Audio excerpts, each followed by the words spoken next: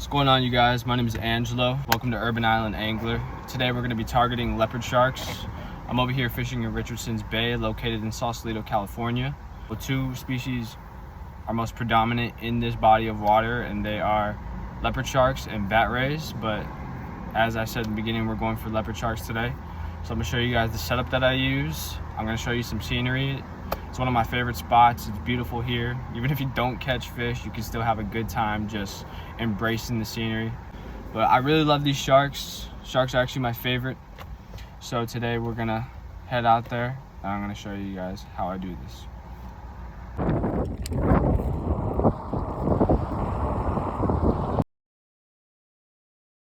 I know it doesn't look the most beautiful under here to some people, but I think it's dope.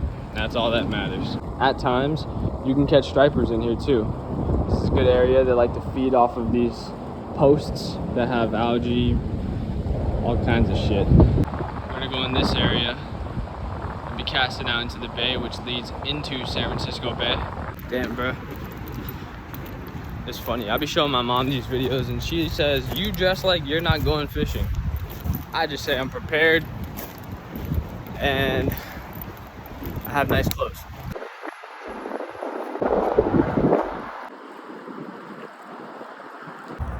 We're gonna be targeting leopard sharks today, but we might catch a bat ray because leopard sharks and bat rays love the same bait. Anchovies. I'm gonna show you guys exactly how I set my pole up, how I attach the bait. We're gonna be fishing directly out. It may take a while. That's why they call it fishing, not catching. Let's go ahead and show you guys how I get this pole set up and get some bait in the water. All right, before I go ahead and start setting up, I wanted to show you guys this fishing bag that I have because I think it's so cool. This is it. This is where I keep my miracle thread, which we'll use to then attach the bait to the hook. It keeps it attached. If you don't do that, your bait will fly off the hook when you're using anchovies or sardines. So you want to make sure you get yourself some miracle thread. This bag has pockets for your bait or the fish that you do catch on the top. Let's go ahead and get the brand real quick. Go ahead, keep your fish in there. I keep my bait in there. And then there's a section where you could put your tackle box. Opens up. It's my jacket. Put your tackle box. Anyway, I just want to show you guys that because I thought it was cool. But make sure you go online, get yourself a fishing license, because you will at some point get walked up on by a park ranger and you want to be prepared. You will get fined if you're not within the well, if you don't have a permit, you will get fined. But also, if you don't know the rules and regulations of the places that you're fishing at, seasons, the kind of hooks you're using, all that stuff is very important. California is very strict on fishing. I was actually born and raised on Oahu, where you don't need a permit fishing. So when I first moved here, I thought that was so silly. I couldn't believe it, that I needed to buy a permit just to go fishing.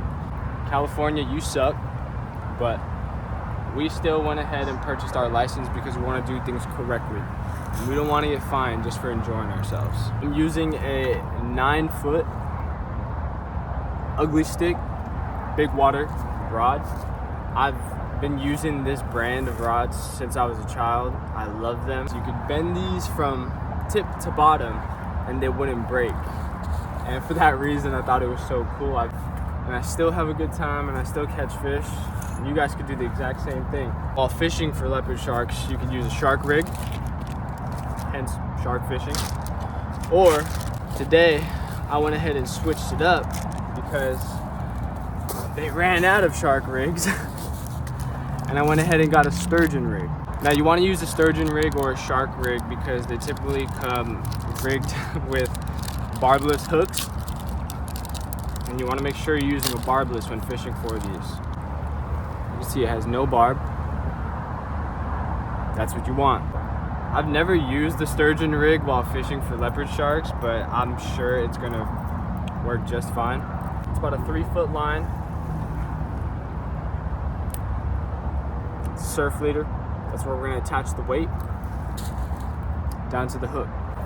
So on this rig, this is actually a coated wire, or most of the time it's thread, but the sturgeon is a coated wire. When you're fishing for sharks, not specifically leopard sharks, but I mean sharks in general, they do have serrated teeth. They tend to bite through the line. This would be ideal for shark fishing. You can go online, you can find a bunch of ways to tie your knots, but this is how I tie mine. Loop it through. Now we're gonna wrap it 6 times. So put your finger there so you can kind of keep a hole, keep a loop open. There we go. 6. Okay. I think that was 5, but anyways, it's gonna be good. So you got that loop. Just for extra support, you're gonna want to put it through this loop and wrap it 3 times. I like to do 6 wraps on the first, 3 on the second, 3. That's how it's gonna look. Get a little wet. This will help cinch it. I'll pull this slowly, and we'll see it come together as a nice loop. Now that's gonna hold. It's a very strong knot that'll hold damn near anything. I'm using a braided line. I believe this is a 35-pound test. I love braided line because you could spool your reel a hell of a lot more as opposed to Suji string. Couldn't even remember what the hell it was because I've been using braided for so long. Get yourself some braided line, highly recommended. When you're fishing, this is something I want to recommend to everybody. Keep your stuff organized, keep it clean. You know, fishing does get a little fishy. It gets a little smelly, but you want to keep your stuff organized and clean. Man, it's a beautiful day. I'm really happy to be out here. I'm gonna go ahead and attach 3-ounce pyramid weight, and we might even use a 4, just depending on the distance we could get with this 3.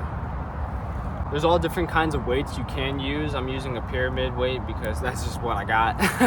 Typically, these weights are used in waters that have a lot of current because what they'll do is they'll kind of sit in the sand or the gravel wherever you're fishing and kind of hold your line. It's like an anchor.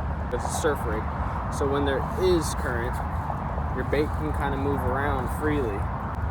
See how the weight kind of moves on that? And now this is where your miracle thread is going to come into play. You have your anchovy. You have your hook. Hook it through the gill. So you hook it through. Pull it all the way through. Now with this end of the hook, you're going to want to punch it in the body. Stick it through the body. These are very delicate. So you want to be a little gentle with these, but nope. Yeah, it looks like shit. We're going to make it work. So you want your hook to kind of stick out of the body. See the hook? That's how you want your hook set. So you get your miracle thread. This is how your bait is going to stay attached to the hook, especially when you cast. If you don't use this, your anchovy will fly right off the hook. You're just going to have to reel it back in and redo it. And you start to wrap it. So I like to put a ton of ties on there just to make sure it stays on. Some people don't really do as many. I do it just for security. That's what it looks like. Now let's go ahead and get this casted out there and see if we can get ourselves a leopard shark. So we got the pole casted out. Now we wait. I like to hold on to the pole. A lot of people like to prop it. I used to use PVC pipe and stick it in the ground and then slide the end of my pole in. But today I'm just gonna hold on to it because when sharks start nibbling on it or a bat ray gets on it, you'll feel it. You'll feel it slowly biting it. And when you feel that bite, you want to go ahead and set the hook. Sometimes it's slight. Out here in Richardson's Bay, this is like a spawning ground for leopard sharks. And so there's a lot of baby leopard sharks here. It'll be like a slight bite. It'll be a slight bite. It'll be very light. It just might, geez, it's so bright. Sorry, I thought it was something.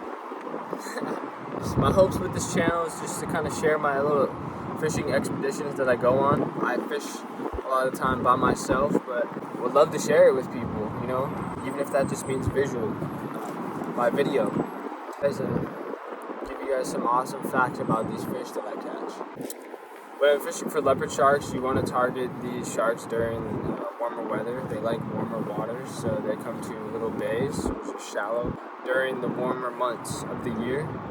Right now it is August, and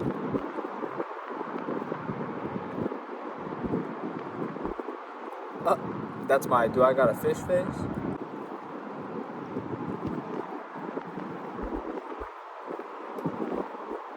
No, I don't. October is a really good time. Just see how beautiful they are. They have a leopard print on them, hence the name leopard shark. But fun little fact about these sharks is back in the day, a lot of immigrants that came and established themselves here in San Francisco would catch leopard sharks and cut their spots out and sell them as scallops because the texture and density of the meat is similar to a scallop. So a lot of these people were cutting these spots of these leopard sharks out and selling them as scallops. Folks did get caught. That's why they know about this. That's why it's a fun fact. Oh, we are gone, bro. Shoot, I think I lost him. Dang it. Alright, we gotta rebait. As you can see, I get really excited when I get a fish.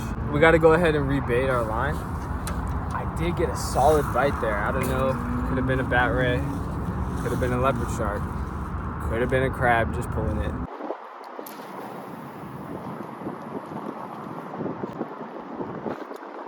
I don't know if you guys just seen that, but my bait just flew right off the hook.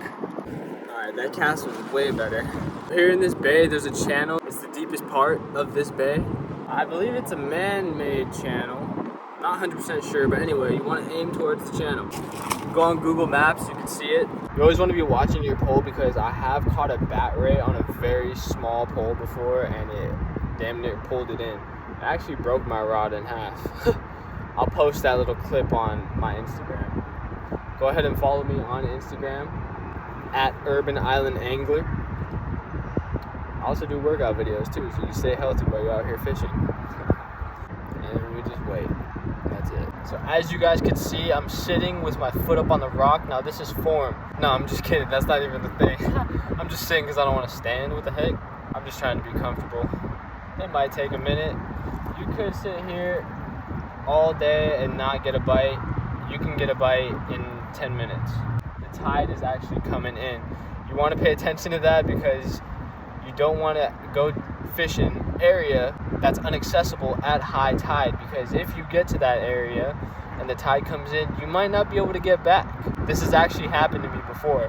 I brought my buddies with me and we got stuck and the waves were gnarly. It wasn't here, it was actually out on the coast, and it was nighttime, which made it a little bit sketchier. So you want to be careful. You want to keep an eye on that because you don't want to get stuck. So just pay attention to the tide. Damn, I'm a little disappointed that we lost that first one. That was real quick. You always want to check your drag because when you do try to set the hook, if your drag's really loose, it's gonna unspool your line and you're gonna end up losing the fish. So make sure your drag is set, somewhat tight. I have lost fish because of that. But when I go fishing for leopard sharks or bat rays, after about 30 to 40 minutes after I cast, I like to go ahead and just reel it in just to make sure my bait's still on the line, because a lot of times crabs will get a hold of your bait and they'll just nibble it off, so then you'll be sitting there with an empty hook. Last time I was out here catching leopard sharks, it was nighttime.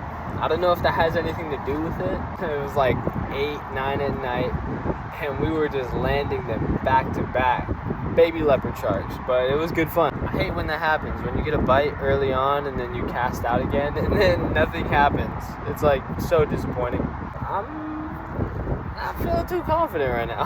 Patience is key. I don't think anybody likes to go fishing and not catch anything. We like to say that just to kind of make it seem like, it's always worth it, which it is always worth it, but I'm trying to catch something. I ain't trying to sit here and just look at the view. That takes I could embrace the view in 10 seconds. No, but I ain't trying to embrace it for 30.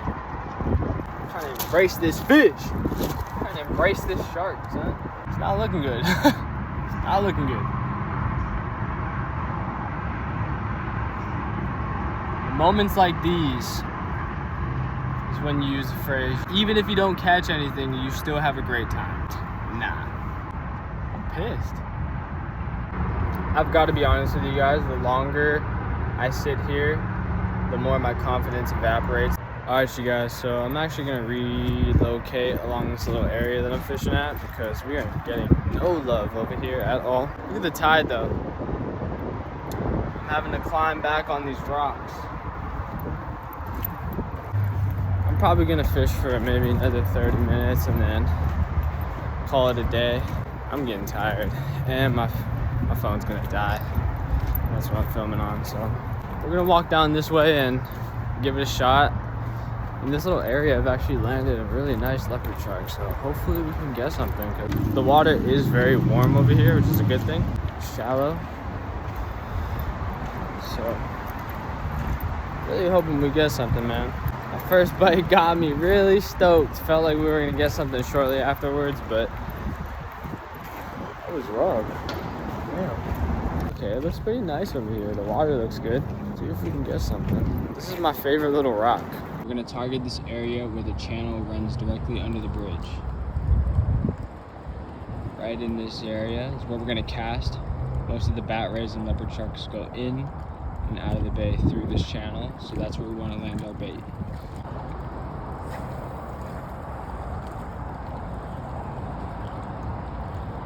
Oh, of course, but that's gonna work. We're gonna leave our bait casted out there for about 30 minutes.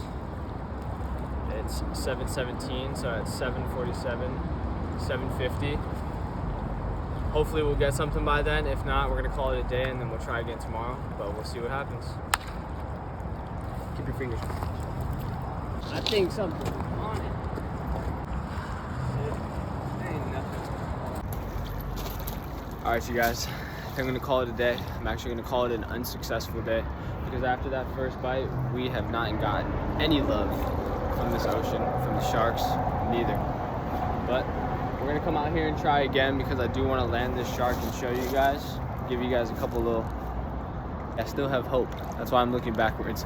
But I'm really looking forward to posting a lot more on this channel and giving you guys a lot more content and entertainment when it comes to fishing. I can't even get my eyes off of it. But I do want to say thank you guys for tuning in. My name is Angelo, and this is Urban Island Angler, and I'll see you guys in the next one.